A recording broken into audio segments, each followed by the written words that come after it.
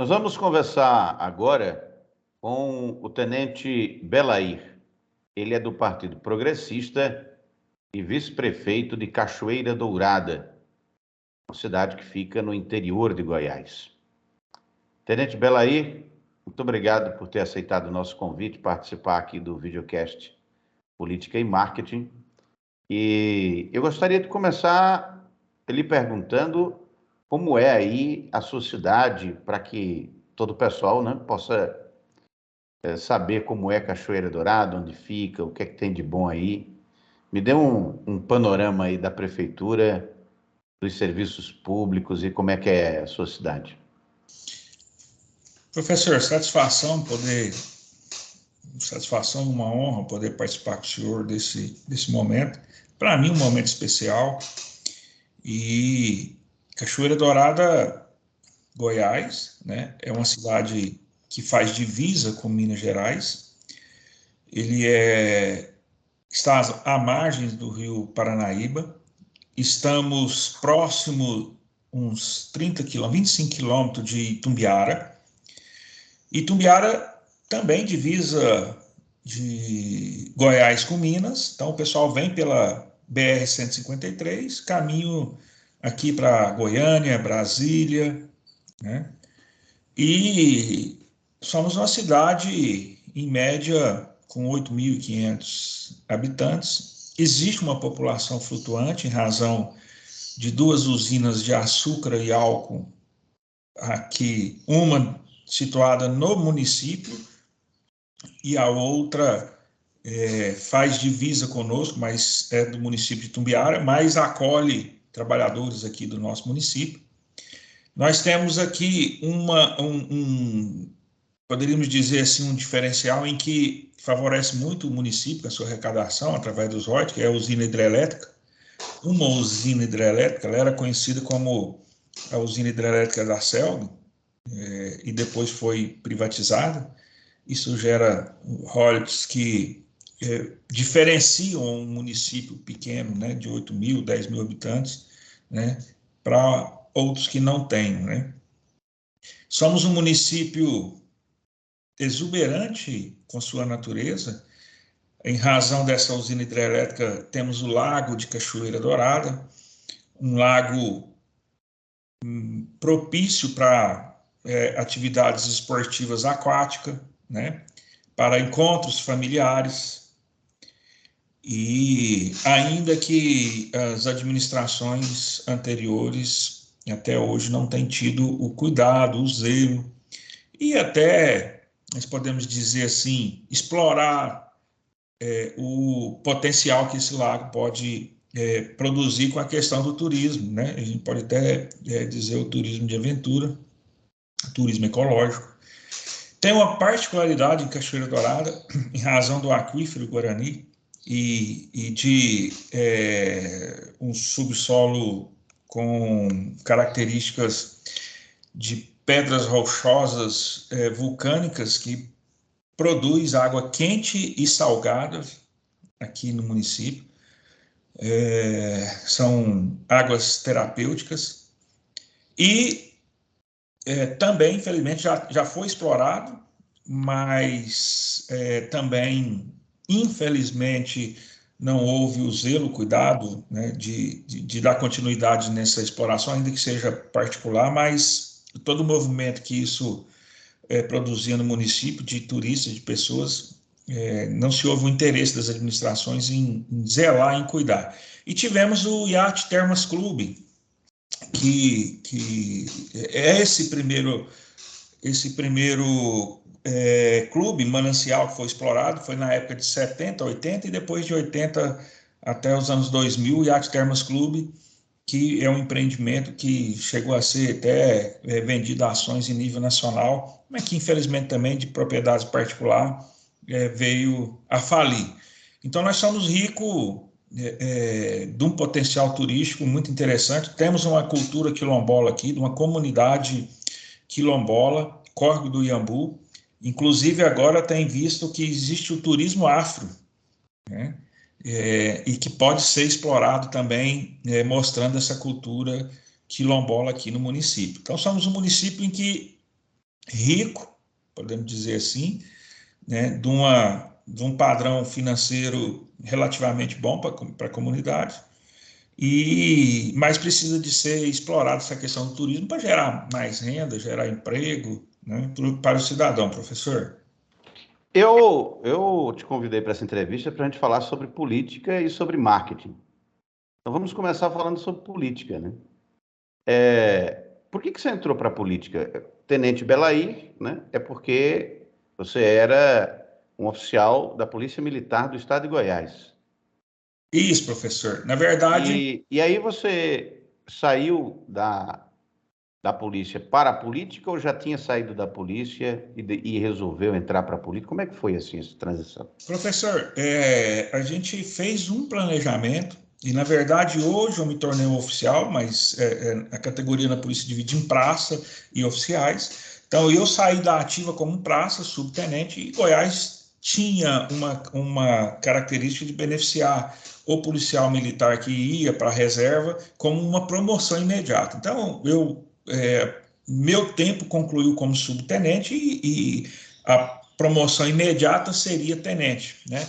Hoje nós viramos oficial da reserva, mas eu planejei, professor, até porque a minha prioridade sempre foi o de preservar o meu ganha-pão, até porque é uma característica que quando você ganha, né, algum mandato eletivo que você conquista, né, que você trabalha para isso e você é eleito, você tem que ir para a reserva imediatamente. Então, você indo para a reserva imediatamente, vai computar ali aqueles anos trabalhados. Então, se você, na Polícia Militar, você aposenta com 30 anos. Então, se você está na ativa 20 anos, 30 anos corresponde a 30 dias, né? Literalmente falando. Então, se você está na ativa ali e concorreu e ganhou e tem 20 anos de serviço, você vai receber proporcionalmente, né, dos 30, esses 20 dias de serviço. Então, a gente preocupando como prioridade a família e a renda, nós planejamos, esperamos completar os 30 anos de serviço e que ainda assim usamos isso como estratégia para estar no meio em evidência. Fiquei mais 2 anos, né? Então aposentei com 32 anos e assim, foi planejado, professor. Sim, aí aposentou e foi para a política? Como foi essa Não, na transição? verdade, eu tinha o tempo, eu estava na ativa, aí você tem que. Os meus papéis sempre foram de comandante de frações, né, de unidades, e aí você, nessa condição você tem que se afastar um período antes, né, e do comando, e nós afastamos com 3 meses, e a partir daí, na ativa, mais afastado, conforme a lei prevê. E aí começamos a trabalhar. Quando ganhamos, né, que terminou o pleito que nós ganhamos, já tinha o tempo, e aí o senhor dá só a entrada na documentação e aí vai para reserva automaticamente. Você falou que planejou. Por que você planejou sair da carreira militar e não? Porque você poderia ficar aposentado e, sei lá, fazer qualquer outra coisa. Por que entrar para a política, Então, especificamente? professor, a qualquer outra coisa eu tinha o plano B, viu? E o plano B, a gente tem uma chácara aqui numa cidade próxima. Nós estamos a nível do mar com uma altitude de 550 metros. E tem uma cidade aqui próximo, que é uns 40 quilômetros daqui, que lá é 980. Então lá é um local muito agradável, fresquinho, uma cidadezinha pequena, de 2.000 habitantes. E lá a gente tem uma pequena chácara. Então, o plano B, como a gente tem ainda, que onde meu saudoso pai adquiriu, e era o plano B ir para essa chácara. Mas, por que não fizemos? A proposta é ideal, professor. O ideal, uma ideologia em que eu via e ainda tenho comigo e que você pode usar a política como forma de expandir e ter uma estrutura maior para promover qualidade de vida para as pessoas. O senhor foi secretário de saúde de Cachoeira Dourada durante 2 anos? 2 anos. Durante o período de pandemia, inclusive. Inclusive na pandemia. Assumimos aqui no auge da pandemia. Eu queria que o senhor contasse um pouco sobre sua experiência, porque, assim, eu tenho clientes em várias cidades do Brasil e é incrível isso, não precisa nem fazer pesquisa. Em todas as cidades do Brasil, a opinião pública diz que os serviços de saúde municipal não atendem às necessidades das pessoas. Isso é 10 e 10. Não tem assim, não precisa nem muita pesquisa. Eu gostaria que o senhor me dissesse, com a experiência que teve como secretário de saúde num período de crise sanitária, né, quase um período de guerra, né, contra um vírus mortal, sem tratamento, sem o que fazer, o sistema de saúde comprometido. O senhor deve ter tido uma experiência extraordinária. Com essa experiência, olhando agora para o momento, o que o senhor acha que está faltando no SUS para ele funcionar melhor? Professor, assim, muito feliz nessa colocação e eu tenho muito cuidado, muito zelo em fazer manifestações de experiência em que elas em que elas não apareçam como vaidade, como soberba, né, de fatos reais. Então, quero aqui deixar muito claro às pessoas que foram experiências em que a gente tem números, né, tem a prática, tem números e tem estatísticas que a gente levantou, em que o que eu posso falar do senhor de forma geral, porque a minha experiência foi no município. Evidente, se o senhor for ter uma experiência do SUS aí em Campina Grande, é totalmente diferente, né? Mas o SUS, ele tem suas regras básicas. E eu posso seguramente falar para o senhor que nós estivemos ativos e tem os conselhos municipais de saúde, tem as secretarias, os conselhos de secretarias estaduais, então há muitos eventos sobre isso. Nós convivemos com muitos municípios, né, aqui, nessas reuniões, então o senhor vê muitas experiências bem-sucedidas. Um dos problemas que eu, seguramente, com toda falha, assim, com toda dificuldade ou falha que o SUS pode ter, mas a principal, eu posso seguramente falar para o senhor pela experiência, que é a falta de conhecimento do próprio gestor, na maioria dos municípios, a falta de conhecimento daquilo que o próprio SUS preconiza, né, das regras que precisam de ser seguidas, tanto do gestor da pasta quanto do gestor do município. Eu tive a experiência de não só do município de Cachoeira Dourada, mas como de outros, ver a dificuldade da falta dessa experiência e da falta desse conhecimento. Cachoeira Dourada, em um momento em que foi feita uma pesquisa de satisfação, em que foi perguntado aqui por várias outras pastas, eu até anotei aqui, nessa pesquisa que foi feita por um jornal no município, não foi contratado pelo município.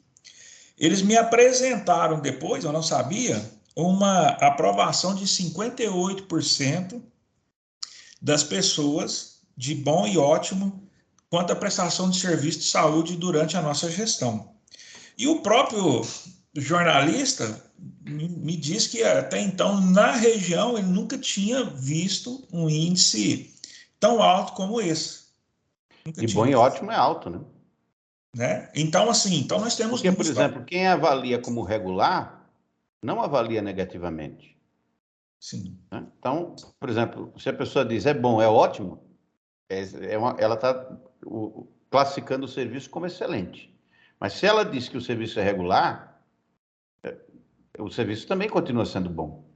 Então, por exemplo, se você come num restaurante e a comida é regular, ou seja, um feijãozinho com arroz bem Uhum. feito, né? Com um ovinho, um pedacinho de carne, uma saladinha e tal, não é uma coisa extraordinária. Um PFzinho básico, mas bem feito. É Uhum. regular, ou seja, é bom também. né? Uhum. E ter 58% de bom e ótimo na saúde é realmente um feito. Então, professor, e aí quando a gente, nós tínhamos um secretário de saúde, o anterior a mim, inclusive um militar da reserva também, um tenente da Marinha, fuzileiro naval, advogado, e aí a ideia do prefeito era fugir do cargo, colocar até então e ter uma condução mais administrativa, técnico-administrativa, e aí ele teve a ideia e fez o convite para esse companheiro, doutor Eduardo, e nos 5 primeiros meses, no auge da pandemia, ele teve algumas dificuldades pessoais, de família, com problema com a mãe, que era dependente dele, e aí exige muito o trabalho da Secretaria da Saúde. Depois nasceu a criança dele, né? E aí ele se viu impossibilitado de continuar. E aí o prefeito nos designou com essa mesma característica de militar para a gente assumir a secretaria. De imediato, nós assumimos da secretaria aqui, só para o senhor ter noção, a gente fazer uma proporcionalidade aí, com mais de 80 casos, entre 80 e 90 casos, para uma cidade, né, de 8 mil, 9 mil habitantes, e que já havia algumas mortes, já estava naquela fase crítica, né? E, de imediato, qual que foi a estratégia? A estratégia que nós sempre usamos na Polícia Militar, como nosso trabalho, para gerenciar a crise. Prevenção, professor. Prevenir. Então, e aliado com a prevenção, até porque nós não temos uma cultura de conscientização, nós caracterizamos 2 veículos nossos aqui, que era um da vigilância sanitária e outro da postura, identificamos eles, e aliado à prevenção, nós passamos a fiscalizar, a cobrar. Inclusive, então eram dois fatores, a prevenção com a conscientização, com panfletos, com palestra, na imprensa, e aliada a isso, nós com a equipe de fiscalizar aqueles que ainda resistiam, aqueles que colocavam dificuldade. E com isso, convocamos a comunidade através de conselhos, né, para decidir posicionamentos, de uma forma democrática, nossas ações, e também, aliado a tudo isso, o principal fator nosso é a empatia de se colocar no lugar das pessoas. Eu digo isso por causa da questão do comércio, né? Porque gerou muita discussão. Você fechar o comércio, não fechar o comércio, e essas ações nos deram a condição de que nós pudéssemos manter o nosso comércio aberto, né? Com as suas atividades durante toda essa crise, né? E, claro, com algumas regras. E, com isso, com 30 dias, nós conseguimos reduzir para mais de 50% o número de casos de contaminados, né? Caiu nessa média de 80 a 90 para 40 a 50, 40, 45. Essa foi a primeira ação nossa, que foi uma crise que nós gerenciamos, né? Começamos assim. E quanto à estrutura do hospital, professor, e resumindo, tanto durante o Covid quanto o pós-Covid, o próprio SUS, a própria estrutura, ela além dos recursos obrigatórios do município, quando você tem o conhecimento, quando você busca o conhecimento, você precisa estar assessorado. Mas um tenente da Polícia Militar comandando a pasta de saúde. Fomos muito criticados por isso. Mas nós só fazíamos a gestão, porque quem eram os nossos assessores? O profissional da saúde. Aquele que entende, aquele que compreende, aquele que sabe os gargalos, esse era o nosso braço forte. E como a gente tem uma posição muito democrática nas nossas decisões, e tem essa conscientização, foram eles que fizeram. Eu sempre falo isso, os números que nós alcançamos naquela época, os números que nós alcançamos com essa satisfação de pesquisa, também nós conseguimos por 2 anos seguidos, no primeiro ano. Por isso que eu digo para o senhor que o senhor buscar o conhecimento. Tem um programa do SUS, das Secretarias Nacionais de Saúde, em que premia as ações inovadoras e exitosas do SUS. Não quer dizer que elas têm que ser novas, né, que são ideias novas. Não, são ações que o próprio SUS já preconiza e que você dá uma cara nova, dá uma dinâmica diferente.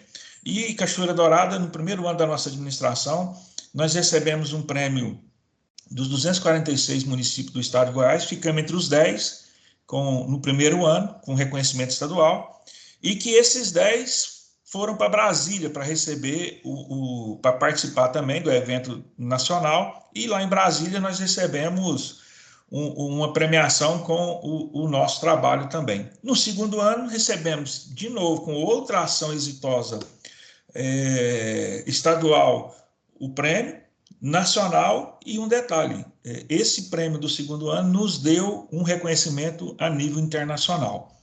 E de que forma que isso aconteceu? É onde eu quero frisar aqui, nesse pouco tempo que a gente tem, professor, que é o conhecimento.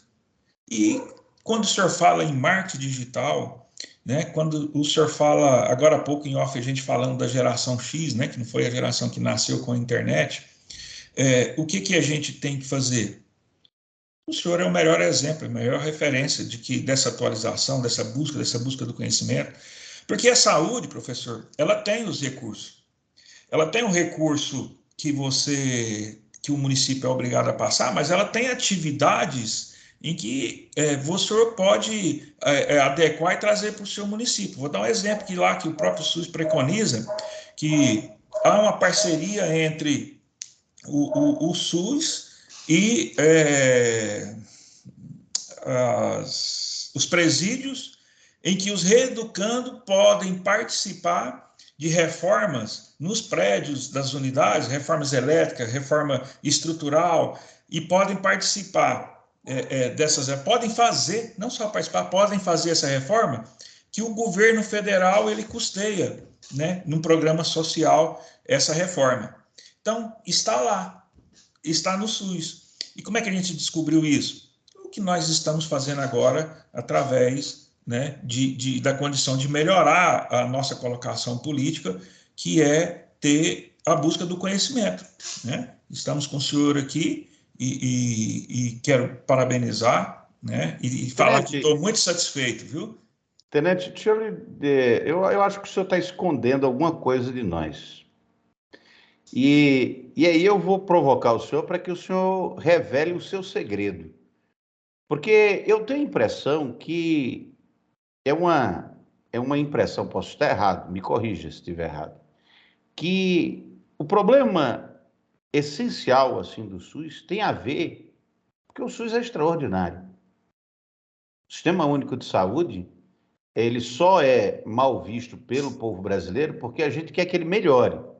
Mas se você for comparar o SUS com os outros sistemas públicos de saúde existentes no mundo, nós ganhamos de quase todos, se brincar, de todos, né? O maior sistema de saúde pública do mundo é o SUS. Isso não é opinião, é um fato.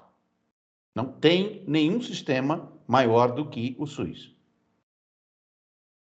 A impressão que eu tenho, e aí talvez porque eu já entrevistei o secretário de saúde aqui de Campina Grande, que ele também passou por essa prova de fogo que é a pandemia. E hoje ele está como diretor de um hospital particular aqui da cidade. Mas ele não é médico. E eu já trabalhei em hospital como diretor de recursos humanos e percebi que os médicos não gostam muito quando põem um gestor que não é da área. Entretanto, no curso de medicina, não ensinam gestão, administração, gestão. Não tem essa disciplina. E muito menos gestão pública. Porque eu acho que é muito mais fácil administrar uma empresa privada do que administrar uma empresa pública. Porque na empresa privada tem regra, mas na pública tem 5 vezes mais regras. E eu vejo que o sucesso dos que não são médicos tem a ver com a aplicação de método para disciplinar o funcionamento dos processos. Eu vou repetir porque talvez eu esteja errado, mas talvez eu esteja certo. A aplicação de um método de gestão que disciplina os processos que precisam ocorrer, que são sistemáticos, no sistema de saúde. Aplicar esses métodos exige transparência e ética, porque você vai desagradar muita gente. Se você não for transparente e ético, os caras te põem contra a parede e aí você vai ter que ceder e fazer o que todo mundo faz. Eu tenho a impressão que a ausência desse método, ele é ausência porque quando você aplica desagrada muita gente, e a presença dele é o que faz a coisa funcionar. Você acha que eu fiz aqui um exercício de raciocínio? Porque eu quero que o senhor revele o seu segredo. E me parece que é por aí. Eu tô errado no meu caminho, não? Não, professor. Eu até acabei, o senhor foi falando, eu acabei de anotar aqui uma questão, mas antes eu queria só falar para o senhor da grandiosidade do SUS. E aí, quando o senhor fala o maior do mundo, eu vou dizer para o senhor que, paralelo e juntamente com essa grandiosidade, é a eficiência, viu? Ontem, não sei se o senhor teve a oportunidade de ver, se eu não me engano, é São Paulo, o Hospital do Rins de São Paulo completou 25 anos. E lá é referência mundial em transplante de rins e outras atividades, mas a referência mundial é referência mundial. E 90% dos transplantes são feitos pelo SUS. 90% dos transplantes são feitos pelo SUS. Então, se é referência mundial, essa referência se dá no atendimento ao público. Então, quando o senhor diz toda essa questão dessa parte administrativa, no nosso primeiro ano, e nós fizemos aqui, professor, pela primeira vez na história de Cachoeira, uma audiência pública, que ela é obrigatória, ela é quadrimestralmente, né? Mas o senhor pode também fazer ela no fechamento do ano, fazendo a apresentação de todos os quadrimestres. E evidente que fizemos elas estão nas redes sociais, né, para que se comprove o que a gente está falando, mas em razão do que o senhor acabou de falar, dessa organização, de uma metodologia aplicada, como é que eu digo assim, que há um lucro, isso é uma fala pessoal minha, que o poder público, a máquina pública, ela gera lucro. Ela gera lucro. De que forma que ela gera lucro? Eu vou trazer aqui para a saúde. Ela gera lucro o senhor não desperdiçando. Ela gera lucro o senhor não corrompendo. Ela gera lucro não desviando. Né? E ela gera lucro com a eficiência a eficiência de metodologia, né? Vou dar um exemplo, senhor, aqui que no nosso primeiro ano, comparando com os anos, com o último ano e o penúltimo ano da administração anterior, tecnicamente falando, nós tivemos uma produtividade a mais de 78%, né, em procedimentos, e que esses procedimentos eles passaram a ser computados, colocados em estatística e encaminhados, né, diríamos assim, colocado no sistema da saúde, e cada procedimento desse que o SUS faz, ele te retorna uma parte. O município paga uma parte, mas o SUS também paga uma parte, né? E isso não era feito. Então, para mim, isso aí está gerando prejuízo. Então, nós passamos a gerar lucro de que forma? Passamos a seguir uma metodologia e o próprio SUS preconiza isso. Não inventamos nada. Está lá um esparadrapo, uma suturação é tanto, uma internação é tanto, uma atividade qualquer lá dentro é tanto. Então, nós passamos a registrar, a orientar as pessoas a fazer o procedimento, porque tem toda uma cultura que precisa de ser modificada com os seus servidores. E aí, no primeiro ano, tivemos um acréscimo de produtividade 70% a mais dos anos anteriores, e essa produtividade, consequentemente, gerou divisa. É onde eu falo para o senhor que gerou lucro. Então, sem dúvida alguma que o que o senhor acabou de colocar aí, ela mostra em que, claro que é preciso que se quebre uma resistência, porque há uma resistência quando o senhor faz isso, né? Há uma resistência dos próprios servidores que já vem de uma cultura em que não se preocupava com isso, então acha estranho, acha que o senhor está inventando, acha que está, né? Mas são regras que o próprio SUS preconiza, aliado à metodologia de administração. E com isso vem o resultado. Eu só quero passar um detalhe, professor, e que tudo isso ela vem de encontro com o que a gente procura, por exemplo, com o professor Arquimedes, né? Que é o conhecimento, é a experiência. Você fez isso nessa metodologia, você tem as pessoas que são os profissionais da saúde, que vão te conduzir os caminhos, né, que vão te orientar, mas é a busca de experiência, é a leitura, é a busca do conhecimento, é a troca de experiência com outros municípios que tem coisas que dão certo, tem coisas que dão errado que você aprende e não vai aplicar no seu município, você não vai quebrar a cara, vamos dizer assim. Mas um dos planos, um dos trabalhos que nós queríamos implantar, infelizmente não deu tempo, que o primeiro momento era promover uma economia, professor, mas aí tem todo um processo que aqui no município nós estamos a 200 quilômetros da capital, 230 quilômetros da capital, que é o principal centro, né, médico de Goiás. É Aparecida de Goiânia, Anápolis, né? E estamos de Barretos, São Paulo, quase 500 quilômetros, onde há o tratamento do Hospital do Amor, né?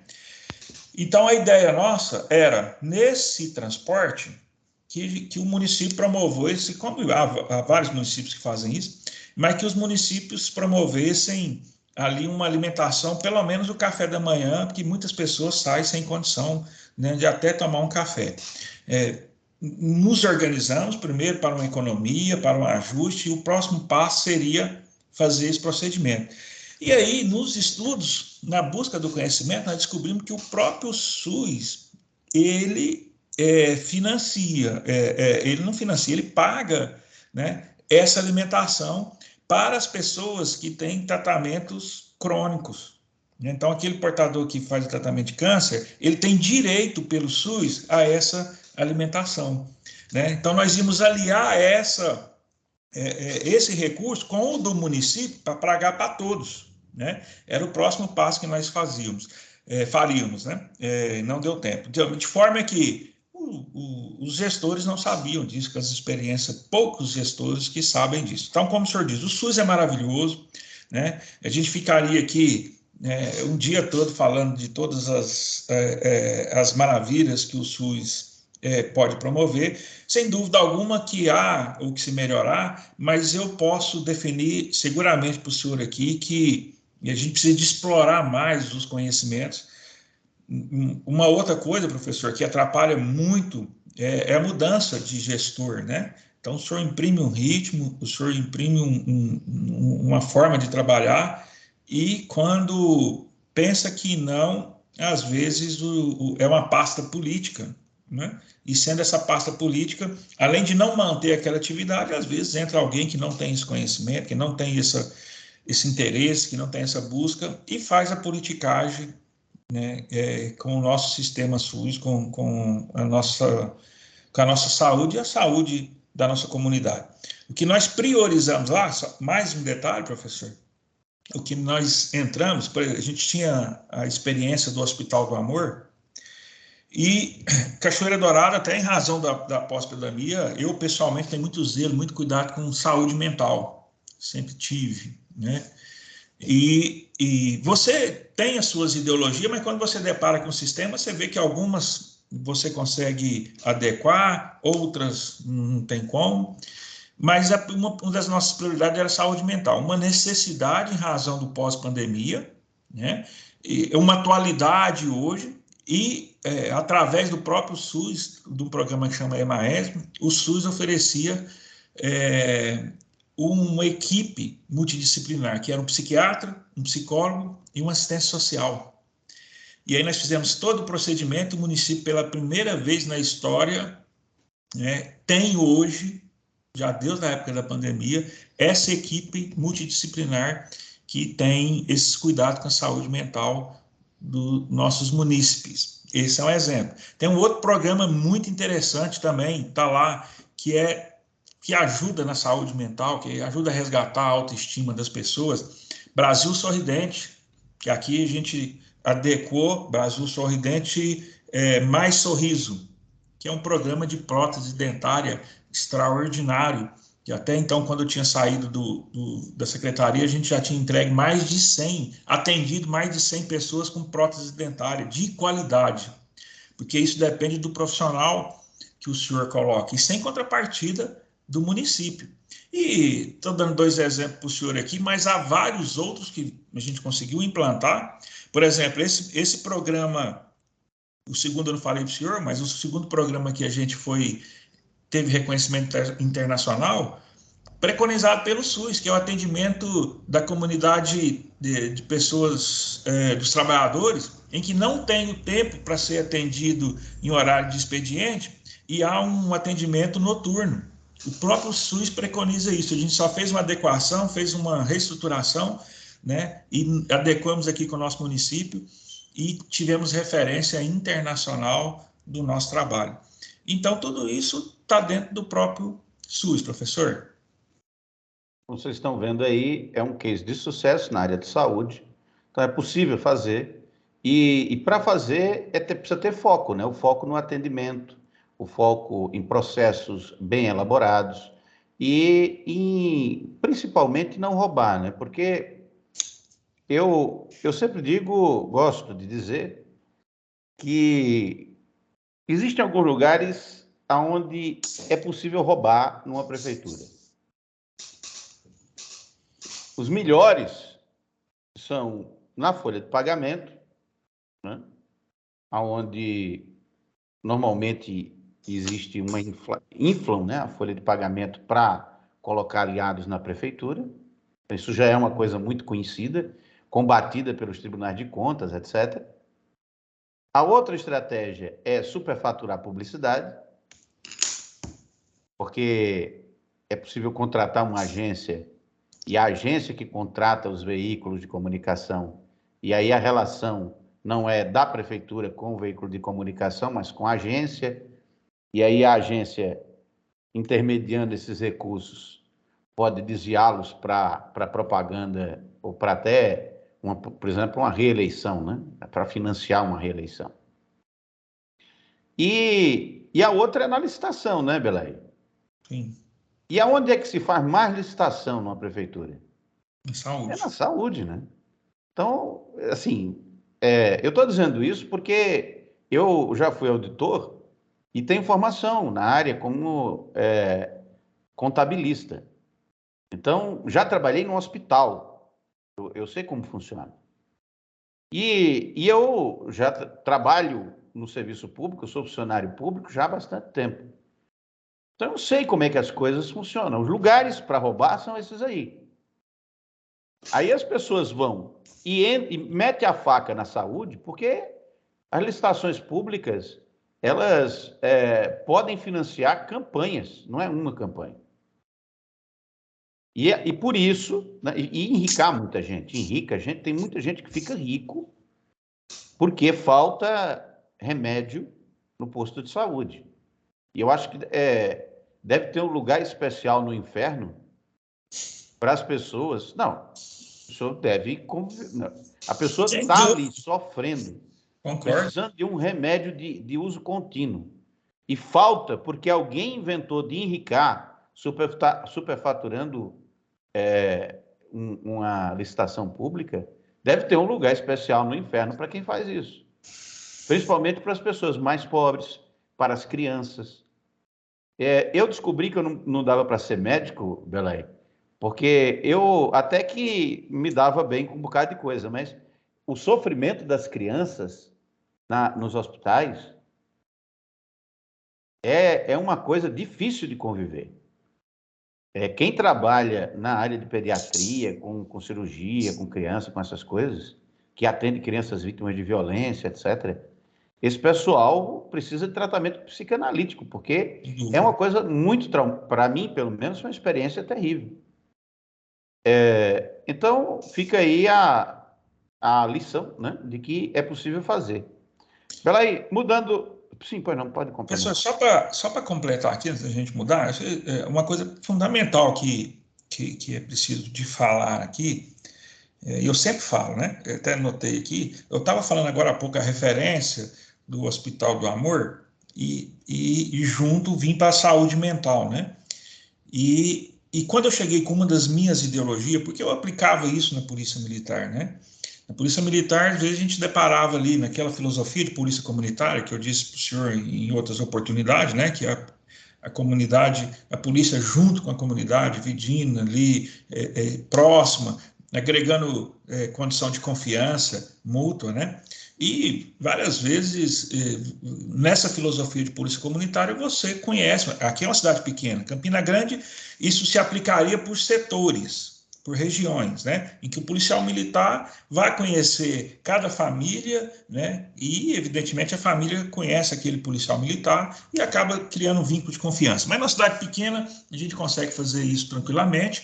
E aqui, por várias vezes, você conhecendo as famílias, aquele cidadão que às vezes com a dificuldade com o vício da bebida, né, extrapolava, mas e aí a gente deparava num bar ou na rua, né, ali jogado, caído, mas na filosofia de polícia comunitária a gente sabe quem sabe que é um trabalhador, sabe que é um pai de família, né, e ainda que não seja, mas sabe que é um ser humano que naquele momento precisa de ajuda. Então, por várias vezes a gente já conduziu e deixou em casa, já entregou para a família, e essa filosofia, ela é o quê? Humanização.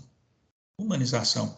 E uma das coisas, por isso eu fiz a referência do Hospital do Amor, porque lá e aí eu também falando da questão da saúde mental, no Hospital do Amor, alguém que já teve, né, sei lá, a oportunidade, vamos dizer assim, de ter que fazer um tratamento naquela condição que ela está, na maior dificuldade que você possa chegar lá e, às vezes, né, já no fim do recurso, mas quando você chega no hospital, você tem um suspiro, né, no acalento, no zelo, na atenção, na humanização do atendimento. E nós trouxemos isso, essa filosofia aqui, para trabalhar para aplicar no nosso hospital.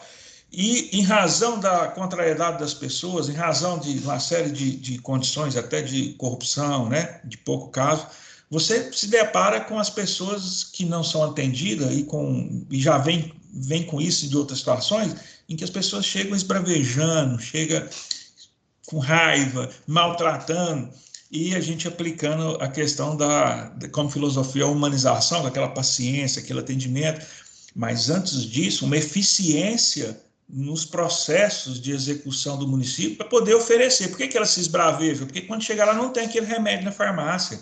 Porque quando chegar lá não tem um médico para atender, né? Então ela fica indignada, porque o último recurso que ela tem é ali, é o SUS, né?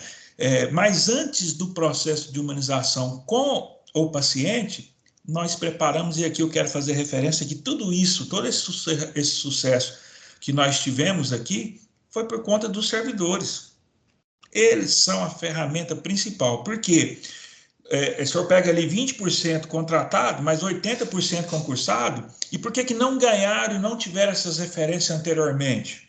Né? Metodologia de trabalho diferente, mas a primeira questão é valorizar esse profissional, tratando também de forma humanizada. Tanto que a primeira coisa que nós fizemos quando nós entramos foi pegar uma psicóloga e fazermos ali, passar toda a equipe de profissional da saúde por essa psicóloga para detectar ali a questão da sua saúde mental. E a partir daí a gente saber como lidar com cada um, qual que é a dificuldade que ele está tendo, o que o município poderia fazer, o que a pasta poderia fazer.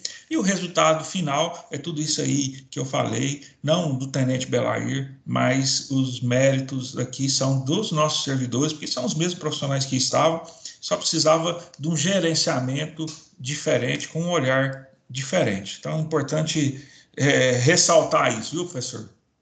Esse é o Tenente Belair, vice-prefeito de Cachoeira Dourada, interior de Goiás. 200 quilômetros, né, mais ou menos? 200 quilômetros, 230 quilômetros de Goiânia, De Goiás. Goiânia. E do Partido Progressista. Eu acredito que o senhor, de alguma forma, vai participar das eleições municipais do próximo ano, né? E eu queria saber, para a gente encerrar essa conversa, qual é a importância, a seu ver, do marketing político digital e do media training para políticos com o seu perfil?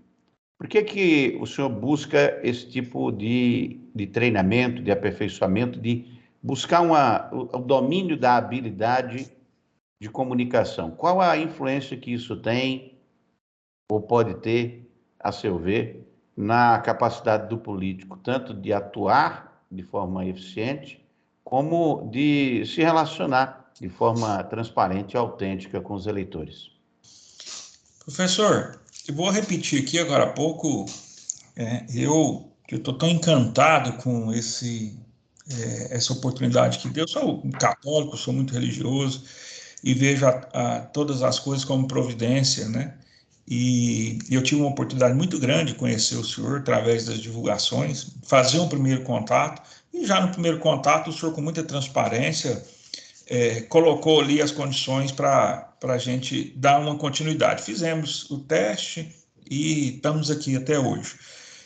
Eu digo para o senhor, essa importância ela não se dá só para o político, professor, né? Acho que todas as pessoas, porque a oportunidade que eu estou vendo, primeiro, que eu tenho deixado muito claro aqui, que é essa busca do conhecimento, né? A gente percebe que, com todas as experiências que a gente tem, às vezes uma facilidade na oratória, o senhor vê que sempre há as técnicas, né? Que há técnicas, e essas técnicas o senhor me mostrou que ela pode ainda facilitar mais, você pode evoluir com isso. Claro que no meu caso, a gente tem uma condição política, né? Uma política que a gente quer dizer assim, bem no sentido da letra aqui, né? Que é você concorrer e estar no meio de administração política. Mas eu aprendi aqui com o Media Training e com o marketing digital que ela vai muito além disso, porque se porventura, em qualquer circunstância, eu hoje resolver não dar continuidade no processo político, eu tive um grande aprendizado, uma grande experiência, principalmente com o Media Training, para eu continuar no dia a dia mesmo com os relacionamentos com as próprias pessoas, né? Com as próprias pessoas. Porque uma vez o senhor, nessa condição aqui, o senhor continua, por exemplo, somos muito ativos na Igreja Católica, né? E o nosso papel lá é conseguir agregar mais pessoas, né? Então, acaba que o senhor faz política com isso. Então, eu vejo de fundamental, eu vejo como relevante importância e recomendo para as pessoas que, sem dúvida alguma, há um crescimento como pessoa, né? Um crescimento como pessoa. E a base tem que ser essa. Você primeiro buscar o seu conhecimento, a sua aprimoração, né? Como pessoa, como cidadão, e depois, através das técnicas, mostrar isso para a comunidade como uma opção, né, em que você pode contribuir para uma comunidade, para uma sociedade melhor. Muito bem, eu agradeço aí a gentileza do senhor de conceder essa entrevista aqui para o videocast e encerro fazendo de novo a pergunta que eu fiz e o senhor não respondeu. Vai fazer o que em 2024? Vai ser candidato de novo a vice-prefeito? Vai para o parlamento? Vai ser candidato a prefeito? Não vai ser candidato a nada? Como é que estão as negociações partidárias? O senhor já pode falar alguma coisa sobre isso? Ou ainda está em negociação? Professor, na verdade, a cidade, o prefeito rompeu conosco aqui no município. A gente entende que, em razão até desses resultados que nós promovemos, né, numa pasta, uma pasta muito crítica, vamos dizer assim, né, que se você não conseguir conduzir lá à altura, você pode ter um fracasso político, mas também, se você tiver sucesso para fazer pelo menos o básico, né, no atendimento ali, você pode colher capitais políticos com isso. Ficou claro que essa postura nossa, em números, em resultados, né, incomodou, né, o prefeito aqui e os seus aliados. Em razão disso, a minha esposa também do PP era secretária do turismo, foi exonerada, né? A gente foi exonerada da Secretaria da Saúde, ainda com resultados, e nós já conversamos sobre a questão de ideologia política, né? Então, assim, eu aprendi muito na prática, né, que a ideologia você tem que adequar. Eu sou um sonhador da política, como já falei isso para o senhor. Até junto com o prefeito, a gente já mostrou para o município, até então foram 4 administrações desastrosas aqui.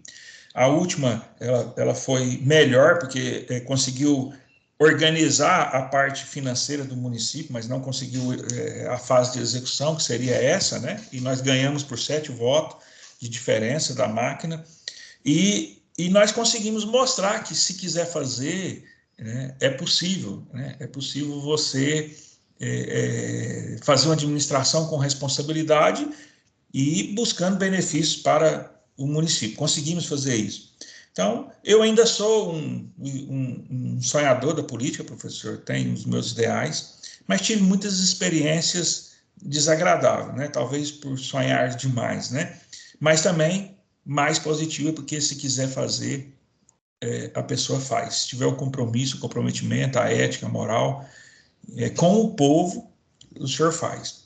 O que nós vamos fazer em 2024, independente do nosso posicionamento, que ainda não estamos, as pessoas nos vê como um prefeitável, liderança nos vê como um prefeitável, o partido nos vê como um prefeitável, mas nós não tomamos essa decisão. Mas, independente disso, estamos nos preparando, né? A exemplo disso, estamos com o senhor aqui, com o Media Training, e sem dúvida alguma que qualquer posicionamento que nós tivermos para continuar, estaremos mais forte. Mais forte no sentido de ter resultado para mostrar, que até então nós não tínhamos, só ações, né, como um comandante da Polícia Militar que gerenciou várias crises, e fomos bem-sucedidos, graças a Deus. Mas agora nós temos resultados que nós, a exemplo do que eu falei aqui, né, e grande parte dos frutos que nós colhemos aqui foi justamente do bom relacionamento que o Tenente Belair tinha, preocupado numa estratégia de fazer política externa, onde nós estivemos lá 2 vezes, através de um parceiro aqui, que foi candidato a deputado estadual, que é militar também. Estivemos 2 vezes com o presidente até então, o Bolsonaro, Jair Bolsonaro, através do deputado também na época, Vitor Hugo, e trouxemos recursos para o município. Só no primeiro ano foram quase 9 milhões só do Vitor Hugo, e esses recursos foram aplicados aqui no asfalto, no programa Asfalta Mais, de recapeamento e fazenda de asfalto. Hoje já temos aí aproximadamente 16 quilômetros de asfalto e recapeamento na cidade, fruto desse trabalho, dessa política externa do Tenente Belair, né, com esses políticos fora, né? Então, assim, me considero satisfeito, me considero com a missão cumprida, né? A qualquer momento, se estamos em condição de ir para o Panamá, né, nossa cidadezinha, na chácara, E se porventura não dermos continuidade, vou estar com a consciência tranquila e, sem dúvida alguma, professor, com o dever de missão cumprida, né? Mas nunca deixando de buscar o conhecimento, nunca deixando de buscar o entendimento e estar aliado com pessoas como o senhor e o Media Training. Tudo bem, nós conversamos aí com o Tenente Belair, que gentilmente concedeu essa entrevista para falar um pouco sobre o trabalho dele, um trabalho extraordinário, que pode servir de exemplo para você que quer se inspirar e está buscando como se inserir no debate público. Repare que não é uma injeção assim, artificial. O Tenente Belair já fazia um trabalho comunitário. E a sequência desse trabalho comunitário, ele não falou, mas também tem a ver com o terceiro setor, com uma associação beneficente e com um foco muito importante em melhorar o serviço público, não só ocupar cargos políticos, mas agir politicamente para melhorar o serviço público, para dar eficiência aos processos de gestão e aos processos administrativos. Belair, parabéns pelo trabalho, novamente muito obrigado e até a próxima. Um abraço a todos.